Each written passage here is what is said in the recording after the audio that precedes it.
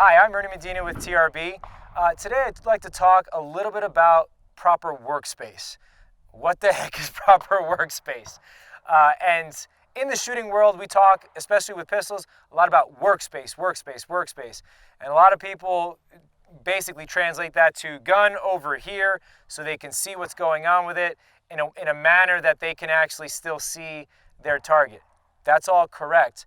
However, my philosophy with that is that workspace, that position that people achieve, should have some merit to it, should be a force multiplier and not just some place that you put your hand.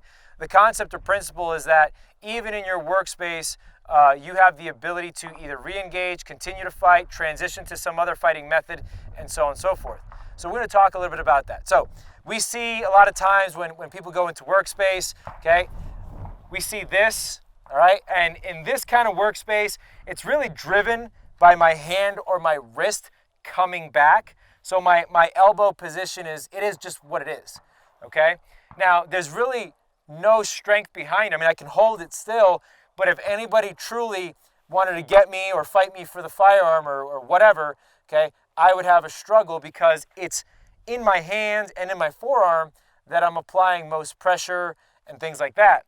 Whereas my philosophy is that the steadiness, the stability should come from your lat muscles, thus your torso, and again, your hips. So when we go to the workspace, instead of driving it from the hand forearms here, which all the tension is in your hand and forearm, I would rather keep this as is and don't change anything about my grip and pretend for just a moment I have a bungee cord from my elbow all the way to my hip, and what drives this coming back is really pulling from the lats in, okay? And the end result of where that hand or arm lands is really in a stable position that if anybody wanted to fight me for this gun or my arm, very hard to actually defeat my hand going this way, and also hard to defeat my arm going that way. So if it does move, it's more likely to move all of me as opposed to just using my arm to fight that person off. The U.S. Concealed Carry Association helps responsible Americans like you prepare for what happens before, during, and after an act of lawful self-defense. USCCA members get life-saving education, expert training, plus self-defense liability insurance. Membership is truly an investment worth exploring. Click the link in the description right now to get your free USCCA Concealed Carry Guide. So I'm going to demonstrate with one of our other instructors here about how that looks in kind of an application. So in real life, let's just say, and just as an example, many of us have gotten into altercations before, but we've all been in a position where it's like, hey buddy, come here. And we actually drive him towards us. Now, Angel, approximately almost same height, same mass kind of thing, okay? I could probably get away with pulling him with my hand, but he could also equally resist by just being stable.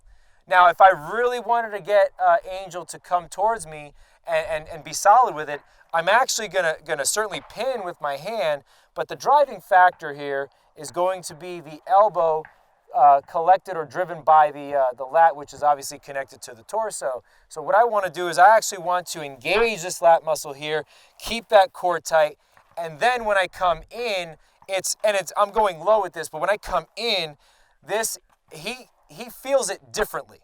Okay, so that's one way, as opposed to when I come in with my hand. There's a little bit more jerky motion with my hand, and you can ask Angel here, is it easier to resist with me driving with my hand versus my elbow? So this is driving with the hand, okay? I'm fighting him, and actually see how I'm being pulled off balance because I'm top heavy, as opposed to engaging that core, engaging that lat, and same amount of resistance, but I win. So taking that concept here, I'm going to use this concept for my workspace. Thank you, Angel. So when I come back here and I have to either reload, let's just say I have to reload for a second, I'm going to come back to this position And the end product is actually where it should be, such that I can actually easily get this magazine in with that support hand and little effort, okay? And it's in a position where if anybody tries to challenge me with this hand, it's not going anywhere. They'll have to move all of me, which is a little bit tougher than if they want just my arm or my hand. So that's just an idea with regards to Workspace and how we like to drive it as opposed to driven by the hand. Not sure which training program is right for you? Well, give us a call or email us and we will actually schedule a consultation with you so we can really figure out which training program is best for you and make sure you get the right training that you need.